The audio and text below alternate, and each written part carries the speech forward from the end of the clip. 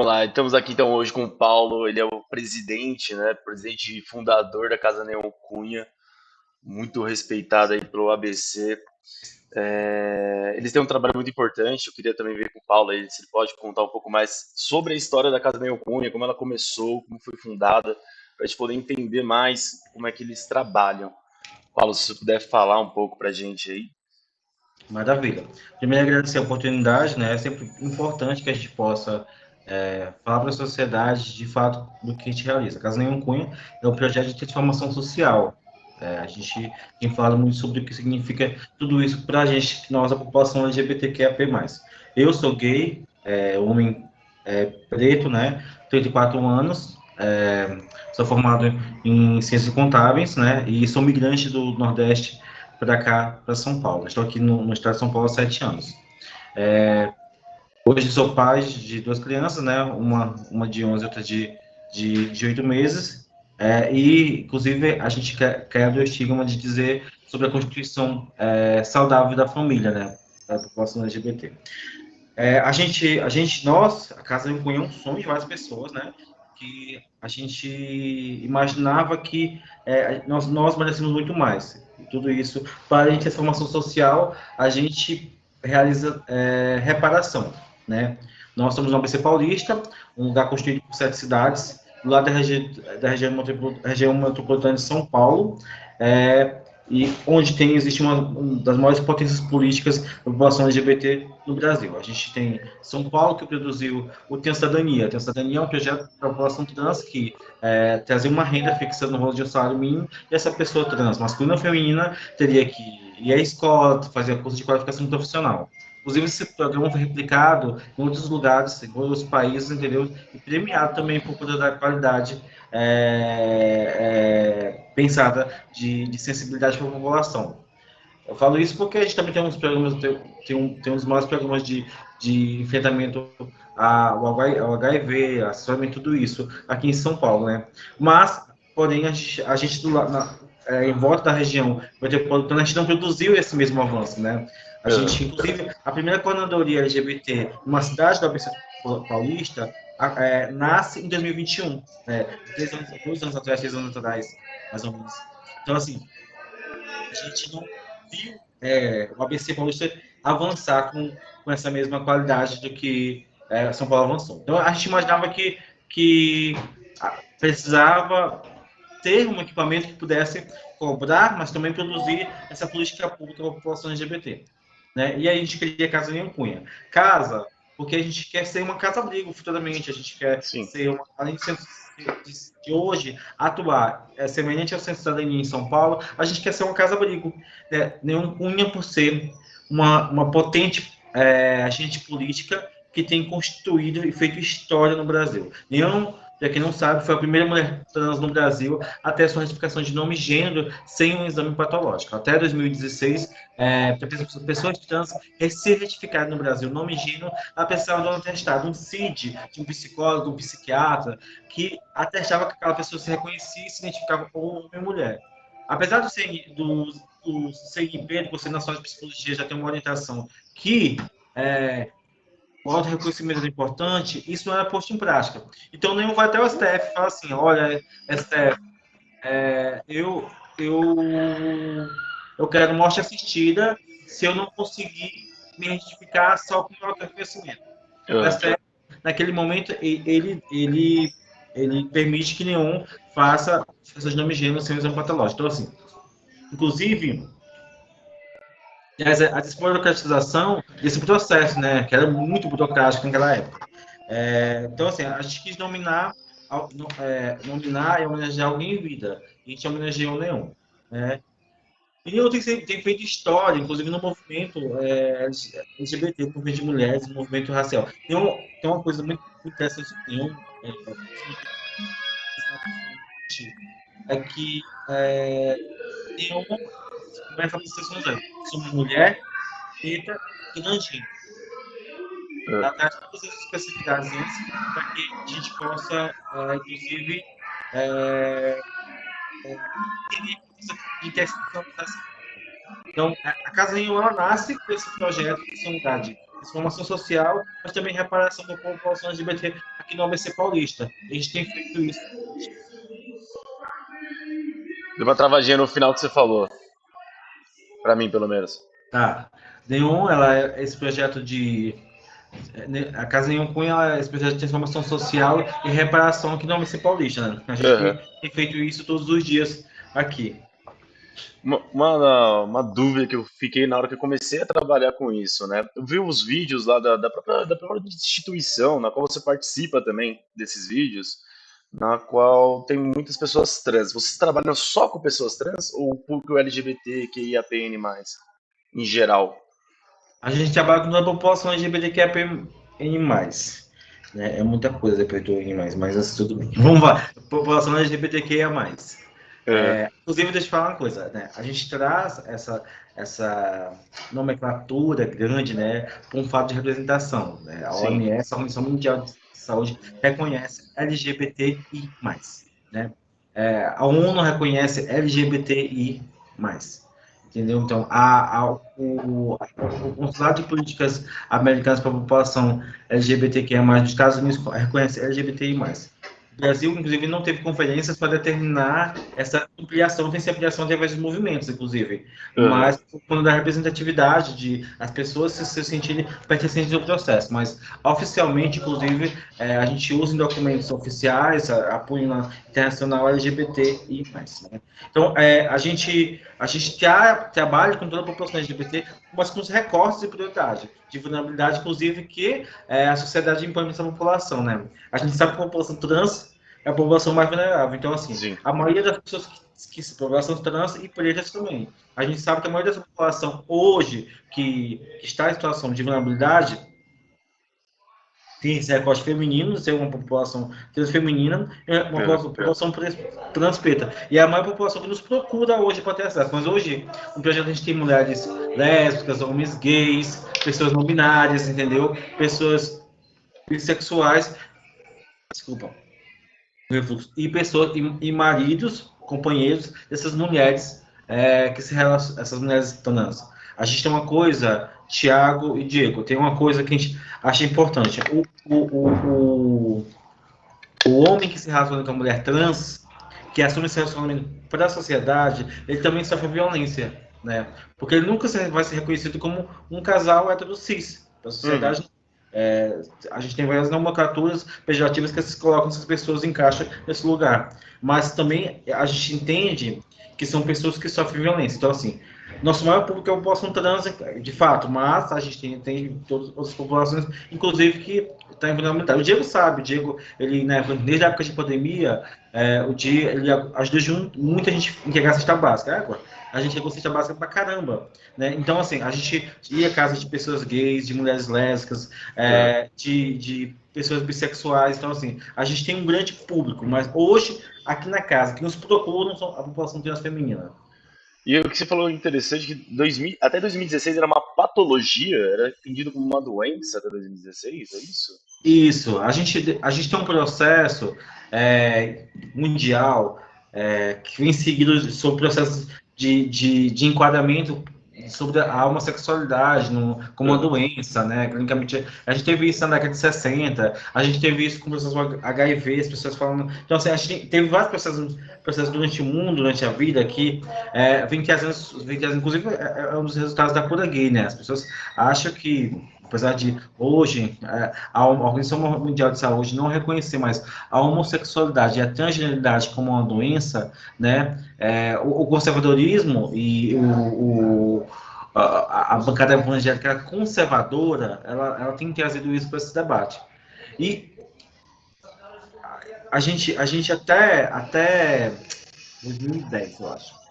Até 2010, 2010 não, 2008, a gente tinha indicativos de setores de organizações de saúde classificando a homossexualidade e a transgeneridade como doença. E quando chega 2014, de 2014 a 2016, a gente tem a exigência da CNJ, do Conselho Nacional de Justiça, para que as pessoas para registrar nome e gênero tenham um atestado médico, um laudo médico. apesar de não ter mais orientação que clinicamente que a homossexualidade e transgeneridade era uma doença, quando se tinha essa exigência, entendeu? Meio que contradizia por conta que, poxa, como é que É, você vai pedir para uma pessoa trans levar um atestado médico se ela não está doente? Ou um sim, atestado exato. psiquiatra? Entendeu? Então, assim, então, depois do processo Nenhum Cunha, o Conselho Nacional de Justiça retirou da exigência um atestado com o CID médico para que essa pessoa pudesse fazer a restituição de nome e gênero. Tinha Isso, CID tinha sim. disso. E a gente tá falando uma coisa muito atual, né? A gente tá falando uma coisa de 13 anos atrás, mais ou menos, 17 anos atrás, que não encaixa, né? Então as pessoas realmente têm muito preconceito também. Tem a questão da bancada evangélica que sempre tá apoiando isso, né? Sempre tá falando, o kit gay nas escolas, é a cura gay. E não existe uma cura, né? As E aí, pessoas. só entendendo a nossa fala, a bancada evangélica conservadora, Ah, inclusive, nossa, a gente tem conservador. reparado esses campos da religiosidade sobre que no cristianismo e catolicismo, né, tem áreas extremamente conservadoras, mas tem áreas, inclusive, que já dialogam. O próprio Papa tem falado sobre o Sim. amor de pessoas do mesmo sexo. A gente tem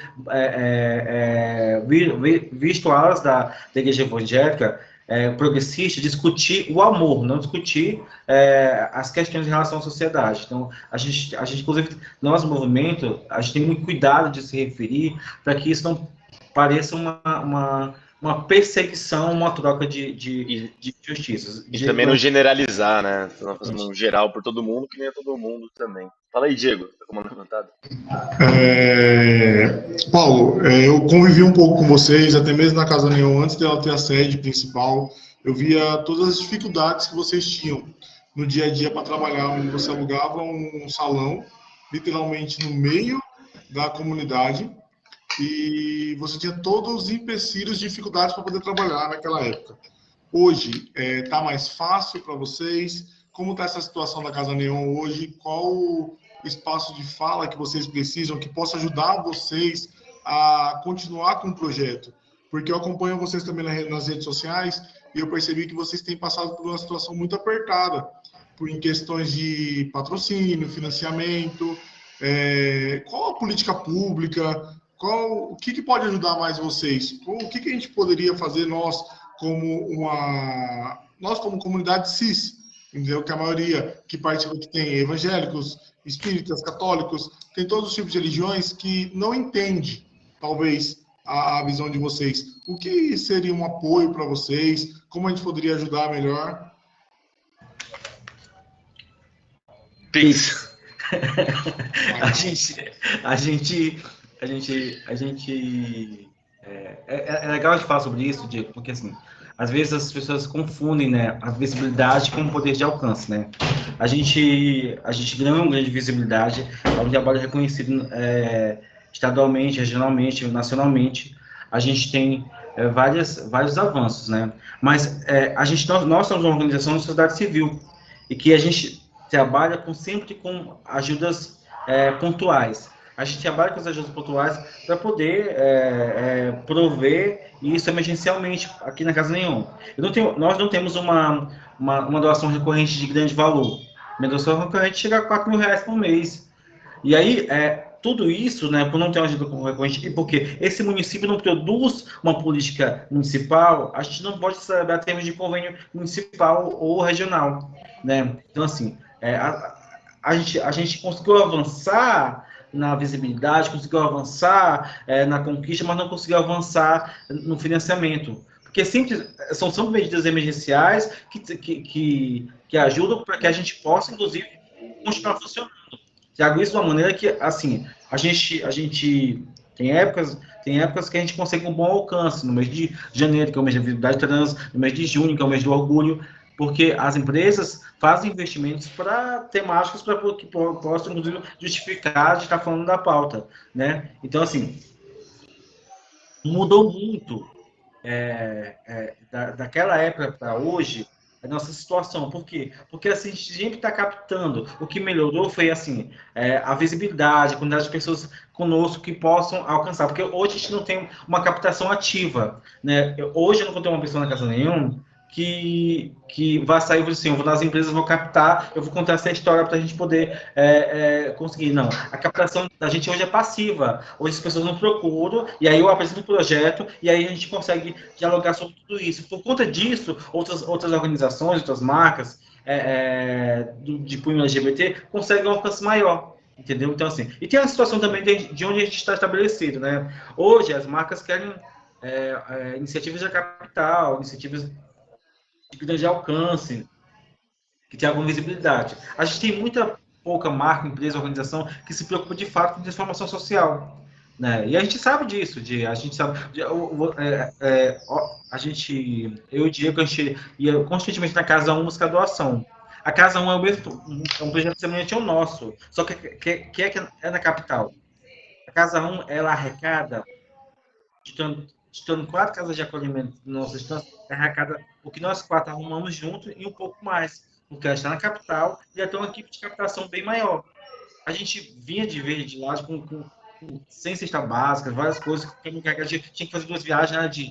Porque isso, é o alcance que essa iniciativa lá na capital tem que a gente não tem aqui. Entendeu? Então, assim, às vezes a gente tem a dificuldade de que essas pessoas, essas marcas, essas organizações compreendam que a gente também realiza o mesmo trabalho, inclusive com a população do grau de vulnerabilidade também semelhante àquela outra iniciativa.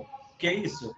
Hoje, nenhuma outra organização aqui no ABC fala que trabalha com população em situação de rua como a comunidade que a gente trabalha, sabe? A gente pega uma pessoa que está na rua, uma pessoa LGBT, que nem registro tem, e essa pessoa hoje, em todos os documentos, inclusive título de eleitor e reservista.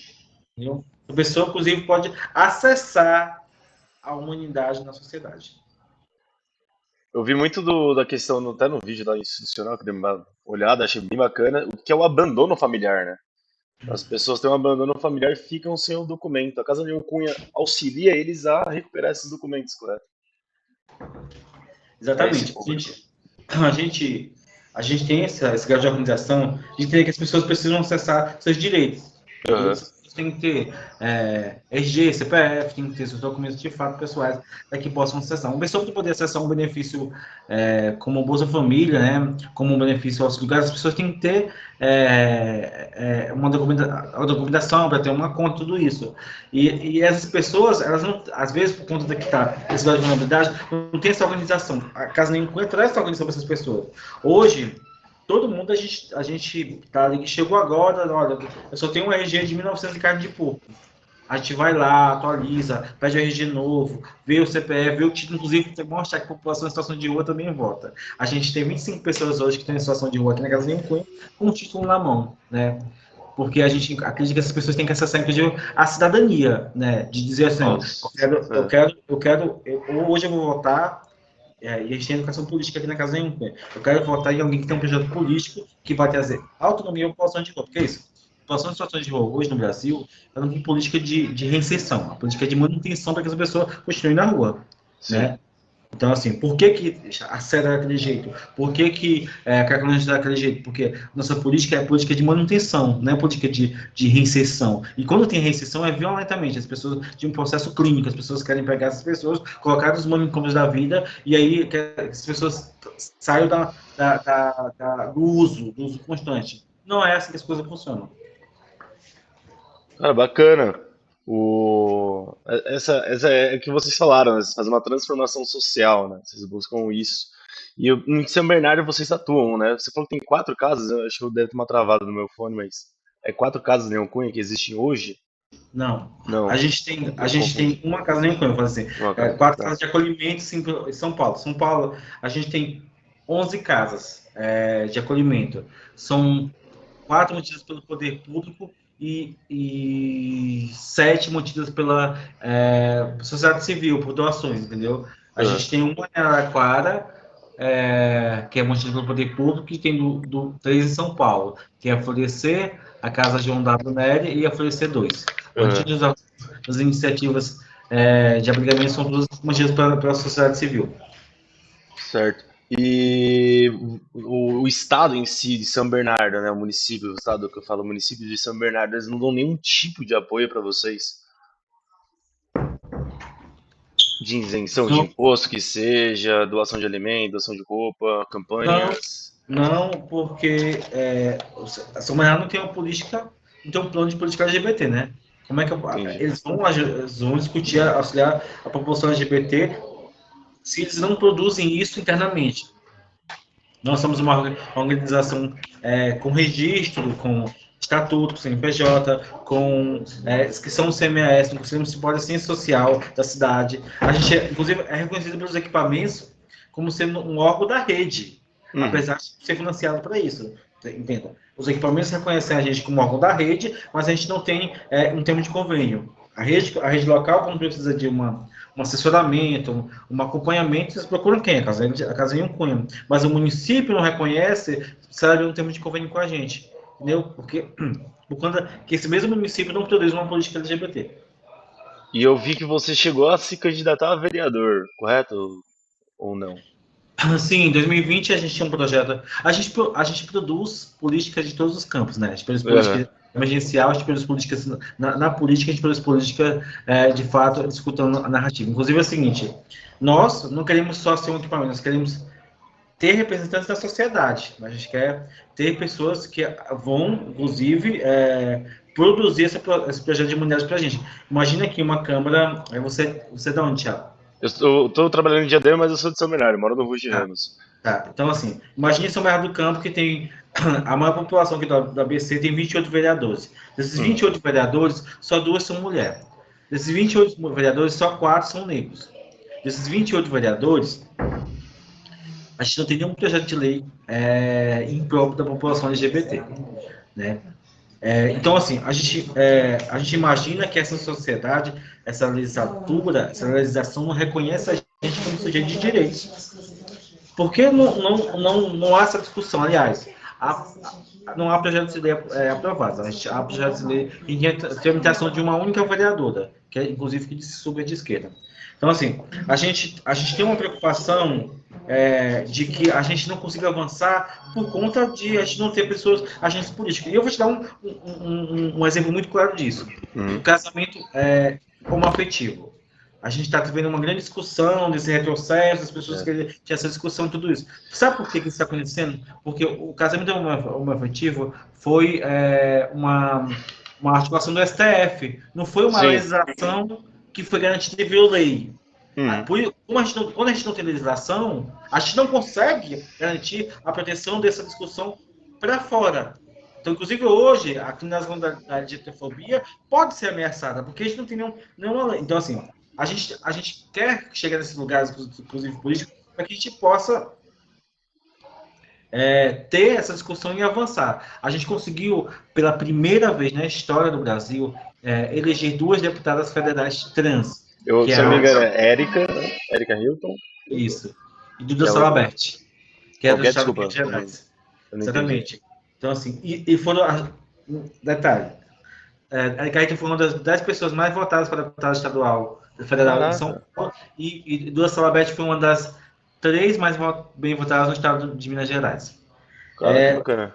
A Mas eu, gente, a gente conseguiu eleger nas câmaras estaduais, nas Alesp, a gente conseguiu eleger 34 pessoas LGBTs pelo Brasil. Esse aham. número é o número que a gente tinha 12 na antiga legislatura. Mas é representação também do pessoal, né? É o Ela avanço ainda é mínima, né? Ela não é É o uma. avanço da discussão na narrativa, porque se eu falar para você que quem elegeu a Erika Rito foi a população LGBT, eu vou dizer que tá mentindo. Quem elegeu a população, quem elegeu a Erika Rito foi pessoas com votos de reparação, voto de opinião. O voto que elegeu a Erika Rito foi o voto que elegeu o Bolsonaro, Guajajara, Marina Silva, foi votos que disputavam narrativas de constituição progressista. Não foi a população LGBT se uniu Entendi. e votou na. Não foi isso. Né? Então, assim, a gente inclusive tem que reparar, por que a gente tem 56% do percentual de mulheres votantes no Brasil, é maior que homens, e a gente tem apenas 92 mulheres eleitas numa Câmara de 511 deputados. Então, assim, algo errado não está certo. Então, Aham. a gente tem tido essa preocupação de disputar também essa narrativa na sociedade. de disputar essa narrativa para fora, sabe? Para que a gente conquiste esse espaço e a gente não fique perdido sempre só nas iniciativas de sociedade civil. Sim. Imagina aí, se a gente não tivesse uma Erika Malunguinho ali de 2018, se a gente não tivesse uma Erika Hilton eleita agora, como a gente estaria nesse debate? Porque quem está segurando a onda lá no Congresso, botando na cara dos conservadores, é Erika Hilton, Salabert, entendeu? E assim, é o lugar de fala. A gente sempre teve pessoas aliadas, sabe? A gente teve Erika Cocai, Luziane Lins, deputados do PSOL, a gente teve muitas pessoas que são aliadas, mas não é a mesma coisa de entender o debate, estar na pele, construir tudo isso. Uhum. E mesmo que estejam lá, é difícil também se construir políticas públicas, mesmo estando lá, né? Devido a essa falta de pessoas também com a mesma visão de caminho, né? Exatamente. E ver essa onda conservadorista, né? Ver essa onda aí de 2018 que só piorou, só regrediu nessas questões, correto? E eu fiquei uma dúvida, a Erika, ela faz parte da Casa Leão Cunha também? Não, a Erika é uma grande apoiadora, mas ela não faz parte da casa nenhuma. Né? A Erika é uma pessoa que tem tido uma sensibilidade muito grande com nossas portas de acolhimento especializado. Sim. E eu vi que também vocês têm muita marca que patrocinam, não sei se é patrocínio, né? Mas a Hering, que eu vi, a Renner, Burger King também chegou a fazer um vídeo da institucional com vocês. Você vê esse tipo de empresa querendo realmente apoiar a causa? Ou vamos por o famoso Pink Money, que eles colocam aí pra gente também, pra ganhar o dinheiro do público LGBT e das mulheres, no caso? As duas coisas, né? A gente vê o Pink Money, a gente tem todo esse sentimento, mas também tem as marcas querendo, inclusive, produzir humanidade, né? Então, é uma coisa muito interessante. Se você vê, assim, sempre por trás de uma campanha LGBT, nas marcas, a gente tem uma pessoa LGBT por trás. Entendeu? Então, assim, as marcas estão evoluindo para que essa discussão não fique só comercial, Uhum. fiquem internas. A gente, inclusive, acompanha, existe um fórum de empresas que tem uma caixa de princípios LGBTs muito grande no Brasil, que a gente agora faz parte. E nesse fórum, o critério mínimo para que as empresas possam participar é que elas tenham um grupo de afinidades e diversidade dentro. Então, Sim. assim, várias marcas hoje aderiram porque tem um grupo de discussão constante. Então, assim, tem muita empresa fazendo mesmo só o Pikimone, mas tem muita empresa realmente que quer transformação social de fato, que quer construir uma possibilidade, inclusive, de discussão política e social. Entendi. Quer falar alguma coisa, Diego? Eu tive que sair um pouquinho, que deu um problema na empresa, mas já resolvi. A gente teve que falar, acabou falando das dificuldades que vocês têm encontrado. Agora eu queria puxar um pouco, Paulo, para o nosso dia a dia de direito, porque somos estudantes do curso de direito e a gente tem que trazer essa fala para a Casa Leão Cunha dentro do nosso nicho jurídico, dentro do país. Quais são as principais dificuldades que vocês encontram, juridicamente falando?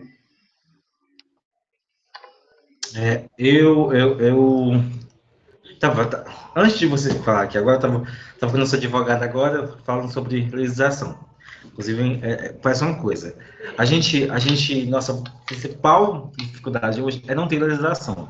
São Paulo tem uma única lei que protege a população LGBT, que é a 10948 de 2001. Que punha administrativamente a população LGBT, quem cometer homofobia contra a população LGBTQIA+.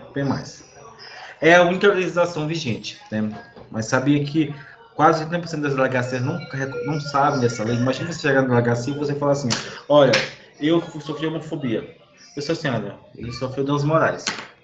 A chegar eu sofri transfobia, sofri agressão física, mas não tematizar tudo isso. Isso dificulta, inclusive, identificar a quantidade de crimes que acontecem contra a população. Porque as delegacias de polícia, os profissionais da segurança pública não conhecem a legislação que protege a população LGBT. A gente tem o ADO 26 também, que é uma ação do STF que analisa a LGBTfobia e equipara o racismo. Imagina aí que a gente não, por falta dessa informação, que a gente também atribui tudo isso à informação, né? Por falta de informação e comunicação, a gente não consegue ter avanços para a realização. E assim, quando a gente não tem, quando a gente não tem legislação, você sabe muito bem que você faz direito, sabe muito bem. Quando não tem legislação, não tem muito a que se fazer das medidas legais para se proteger. E quando você tem uma legislação ampla que protege todo mundo, não entra no específico para que a gente possa, inclusive, identificar. Os Estados Unidos têm uma expressão de crime de ódio, né? Expressão que, inclusive, é utilizada para crimes em relação ao racismo, em relação à homofobia, a crimes contra pessoas com deficiência, a crimes contra as mulheres. Mas, e aí, eles conseguem tipificar tudo isso e identificar a quantidade de crimes feitos contra aquelas pessoas, por conta dessa tipificação. O Brasil a gente usa a expressão porque politicamente, mas a gente não tem como utilizar isso, identificar, por conta que a gente não tem legislação cabível. E quando tem, é uma coisa muito ampla e que o equipamento brasileiro não consegue dar garantias. Eu vou falar para vocês assim bem rápido e prático. A Lei Maria da Penha, uma lei de âmbito federal, que está aí há muito tempo, mas que, inclusive, protege as mulheres, entendeu? Mas não tem garantia que essa garantia de fato de direitos, porque eu tenho uma medida protetiva.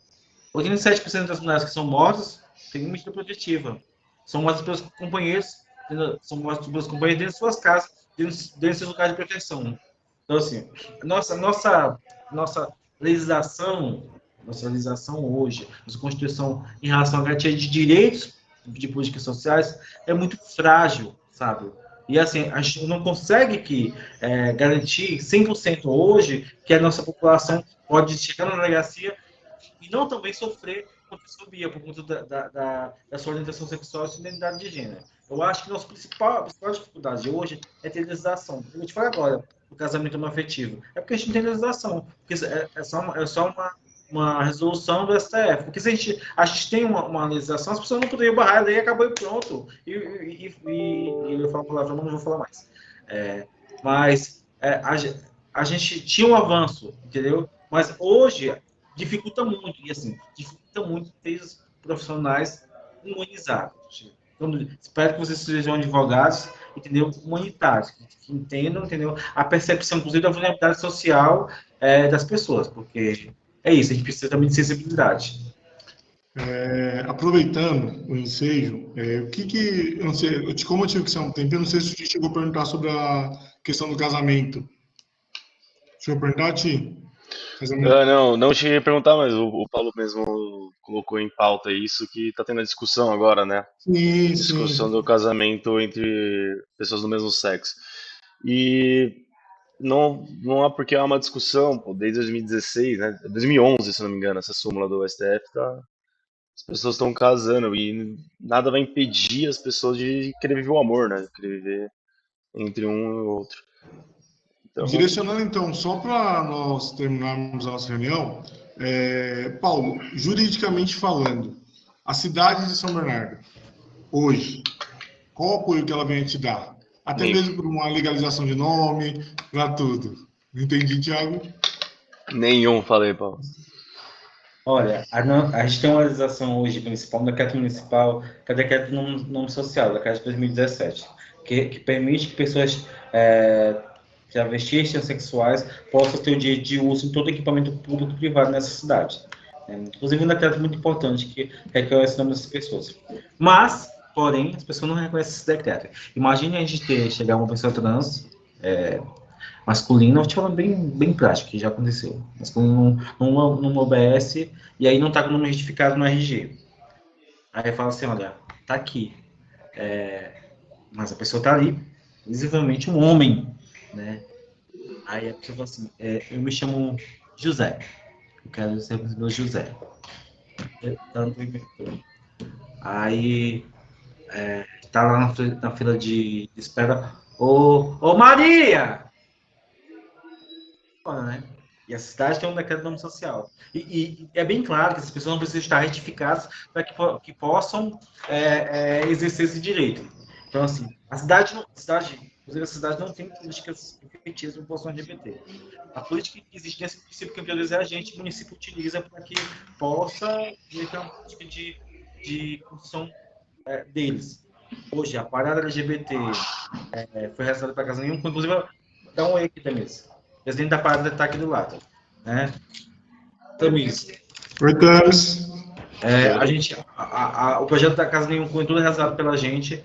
A gente, tudo que se relaciona com a população LGBT hoje na cidade de São Bernardo do Campo, é a gente que realiza. Certo? E aí, às vezes, a prefeitura cede um espaço, um lugar, bota o logo dela, e aí acha que a gente tem uma política pública.